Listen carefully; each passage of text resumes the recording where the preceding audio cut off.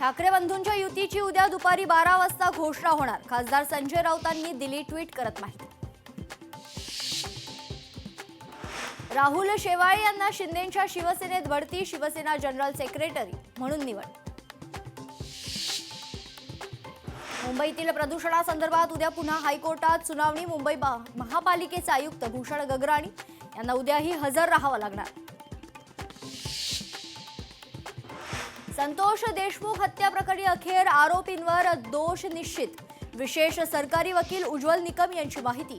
पुढील सुनावणी 8 जानेवारीला होणार. शरद पवारांच्या राष्ट्रवादीला पुण्यात मोठा धक्का. दोनही राष्ट्रवादी एकत्र येण्याच्या चर्चांमुळे नाराज झालेले प्रशांत जगताप राजीनामा देणार. राजीनामाच्या मुद्द्यावर प्रशांत जगताप भाऊक. पवार साहेबांना कधीच सोडणार नाही. चर्चेनंतर निर्णय घेणार.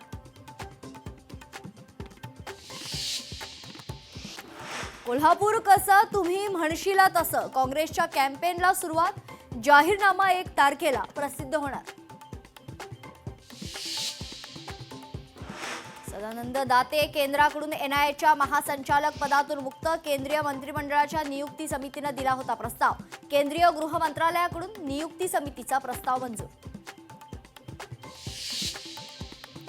चंद्रपूरमधील किडनी विक्री प्रकरण. एजंट डॉक्टर कृष्णाला सोलापूरमधून अटक. विशेष तपास पथकाला मोठं यश.